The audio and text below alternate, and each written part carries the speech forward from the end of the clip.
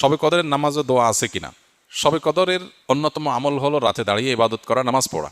লাইলাতুল কদরে ইনশাআল্লাহ তৌফিক অনুযায়ী দুই রাকাত করে করে লম্বা লম্বা কেরাত, লম্বা লম্বা রুকু, লম্বা লম্বা সিজদা দিয়ে খুব মনোযোগের সাথে দীর্ঘ সময় নিয়ে আমরা নামাজ আদায় করার চেষ্টা করব। এটাই হলো লাইলাতুল কদরের নামাজ। এর কোনো রাকাত সংখ্যা নাই যে এত রাকাত পড়তে হবে। যার যতটুকু তৌফিক হয়, 2 রাকাত, 4 রাকাত, 6 রাকাত, 8 রাকাত, তারাবির পরে রাতভর আমরা সে নামাজগুলো পড়তে থাকবো ইনশাআল্লাহ। নামাজের পাশাপাশি লাইলাতুল কদরে করার জন্য স্পেশাল আমল নবী করিম সাল্লাল্লাহু আলাইহি সাল্লামের পক্ষ থেকে রেকমেন্ডেড আমল একটাই আছে, সেটা হলো মা আয়েশা রাদিয়াল্লাহু তাআলা বর্ণিত হাদিসে যে দোয়ার কথা আমরা জানি, সেটা হলো আল্লাহুম্মা ইন্নাকা আফুউন তুহিব্বুল আফওয়া ফাফু আন্নি। হে আল্লাহ, আপনি ক্ষমাশীল, ক্ষমাশীলতাকে পছন্দ করেন, অতএব আমাদেরকে ক্ষমা করে দিন।